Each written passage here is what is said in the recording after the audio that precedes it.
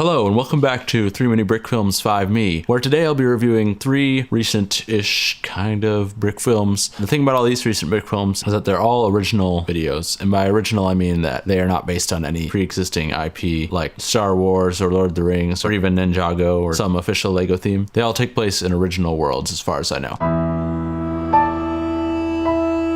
I feel like most Brickfilms are based on some IP or another, so I thought it'd be cool to get a sampling of some of the original stories people are creating these days. Oh, by the way, I guess I should probably do a spoiler alert, because these all do have stories. Yeah, spoiler alert. Alright, so our first film is Breach and Peel, directed by Ferber, or as he goes by on the internet, usually Backyard Animation. This is a really well-made professional video. Basically everything about it is really well done. The animation, sound, editing, cinematography, lighting, composition, which are both subsets of cinematography, I guess. Yeah, everything's really good. You can tell he put a lot of work into it. He got like a pretty big cast for such a short video. Every different character in the video is played by a different actor. One character is actually played by multiple actors, so I mean, that's dedication right there. This shot especially where the car pulls up looks really great. I love the contrast between the inside lighting and the outside lighting, and I really love the car headlight, which is presumably a tiny light that he put inside the headlight. It's a really simple movie, kind of like something that you would expect out of a Thack maybe, but it's got a lot of really great details like this. I love the paper moving in the wind at the beginning, and he said that he actually recorded specific sound effects just for that. And I also really love the detail of the the clerk wiping down the table in this shot. I think that with stop motion, it can always be tempting to just animate the bare minimum of character motions, but I think that making them do extra things that people do in real life, can really help to sell the scene that you're portraying. It really makes it feel more like a real world, not just a bunch of Legos on a desk or something like that. One detail that I'm a bit more on the fence about is this moment with the shoplifter. It kind of looks like he's wiping the sweat off his hand onto his pants, but it's not totally clear, and I think you always want to avoid moments where things are unclear, I guess. I guess you kind of have to know your limits when you're animating minifigs, but I don't know. Also, after the shoplifter pulls out his banana gun, the clerk says, "I don't want any trouble." But I feel like at this point it's a little too late for that. Now's more the time to say something like, I don't know, maybe, "Stop leaving your banana in my face, I don't even want it." Whoop! Just kidding, I got it! Bloop! So yeah, I love the details in this video. All that being said, I do have some minor nitpicks with this film. I really don't like the opening title card. The overall design just feels kind of off to me. For instance, the drop shadow I think is unnecessary, and it also is like way too dark. I also think that it betrays the fact that this is a comedy a little too early. I think some of the comedy comes from the fact that you actually think he's going to rob the guy, but then it turns out that he's using a banana, so there's a surprise there. I think this kind of lessens that surprise. If they had done a font that would be used inside an actual crime drama, something like Bank Gothic, even though I don't really like that font, this joke might work a little better. In conclusion, this is a really well-made one-joke video with some great little details. I'd give it 11 bananas out of them 10s.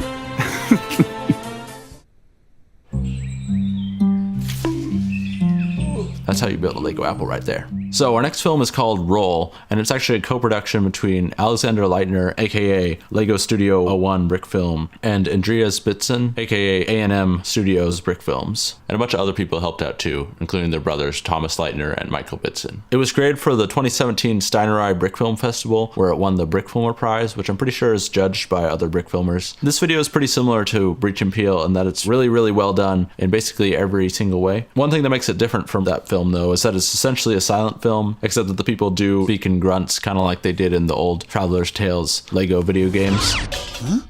On Alexander Leitner's channel though, he's uploaded a great behind the scenes video that shows how they created the voices for the film, it shows how they did the crowd scenes, and it also has some dialogue that's not actually in the final film, kind of suggests that maybe it wasn't originally planned to be silent. What stands out here is that this definitely feels like a cartoon, as in a traditionally animated hand-drawn short. It's weird, but even though stop motion is of course a form of animation, I feel like you can always see a lot of animation influence, or at least 2D animation influence in a lot of Lego stop motion videos. I think because a lot of people are introduced to Lego stop motion when they're very young, and they kind of just see it as a form of storytelling. They're not really thinking about the 12 principles of animation or anything like that. The influence is clearly there in Roll though. Probably my favorite gag is where the guy is trying to start a fire. I really love the way the minifig's beard bounces when the rock slams on the ground. Not all the humor here is old-fashioned though. In the middle there's a hilarious use of the shooting stars meme. Also, among all the calculations that the caveman writes on the wall, he writes an Illuminati symbol, so I guess the caveman's in the Illuminati.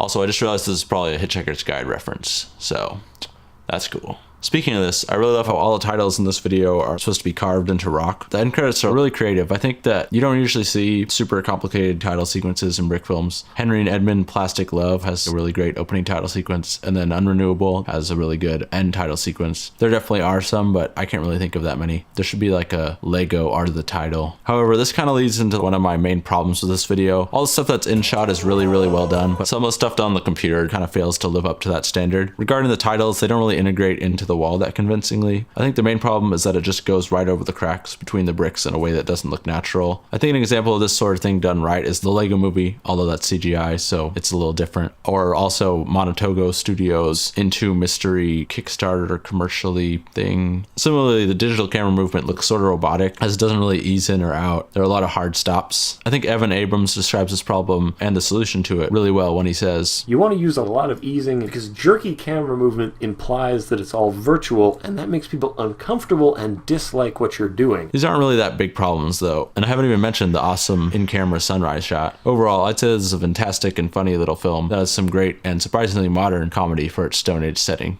And these guys usually work together, so it should be cool to see what they make next. We thought you boys could do your thing. So our final film today is Hacker by James Norbury, aka DragonNinja. It's part of his Metromorph Cities series that he's been making since April. The series takes place in the year 2500, the year 2500, I guess you'd say. Huh, that's not how you spell corporation. Corporation? Corporation? Is that a word? Wait, this is based on an RPG? Oh, dang it.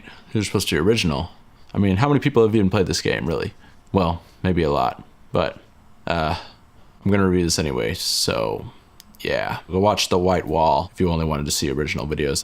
It's pretty sweet, and it has a Muse song in it. Anyways, the Metromorph Cities series is described as being in the cyberpunk genre, and whenever I think of cyberpunk, I usually think of Blade Runner, which I've seen, and Ghost in the Shell, which I haven't, so I don't really have that much experience with the genre. Oh, that's right. I showed a clip from the 2017 live-action version, because that's what defines it now, not the original anime, let alone the manga, but the stupid remake. Again, I haven't actually seen or read any of the Ghost in the Shell stuff, so I'm probably speaking out of turn, but I thought that'd be funny.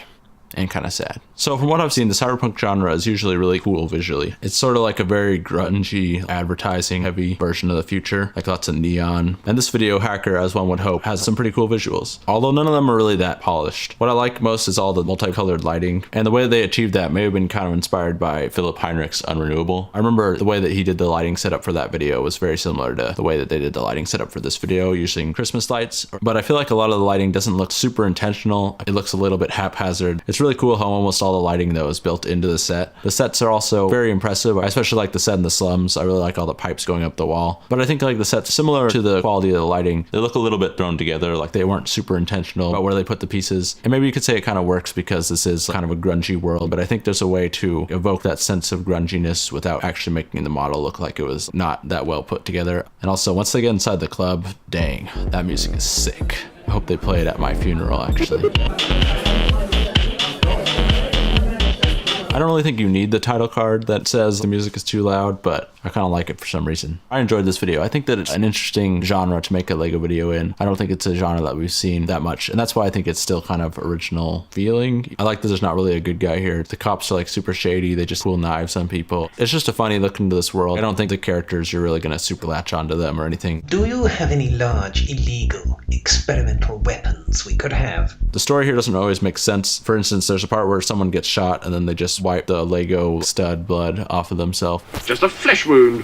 One of my favorite things here is the robots. I like the designs of them. The only thing I don't really like about them is the Mixel eyes. I feel like they just look a little too cartoony and a little too friendly, but I really like just seeing them move around. Except, are those Mega Blocks? Also, this taser stick thing is awesome. I really like the practical effects in this video. I think the blood and the taser look really good. I think the main problem with this video is just the editing. It's an over 7-minute long video, and I think that's really too long. It just feels too slow in general, and a lot of the action scenes could be a lot more intense if the editing was tighter. Overall though, I really enjoyed Hacker. backer, as it's an entry into a genre that we haven't seen too much of in LEGO, with some really cool, if always imperfect, visuals and an entertaining story. The series only started in April 2017, and as of recording this, there's already 4 episodes, so he's been making it pretty consistently. If you're working on stuff that much, I think you're bound to get better at it, so I can't wait to see how he improves in the future, and I also hope that this show will get better as it continues. Yeah, that's the end of this episode. I hope you've enjoyed watching it. I hope you've enjoyed seeing all the videos that I picked for this one. The Brickfilme Rapidly All Week Long contest, or brawl, has just started, so I will definitely be trying to enter that, but after that, I'll be working on the next episode. Oh, but before I go, last episode I talked about how Sloth Paladin inspired the look of the bricks in motion visuals with the bricks falling into the water. That's not really true. Apparently, he actually was making that specifically for the bricks in motion documentary. That's why those tests exist. Yeah, I just wanted to clarify that. Thanks to Rio Force, aka Benjamin Ely, for pointing that out to me. Thanks for watching, and I hope to see you next time when 3 Many Brickfilms 5Me returns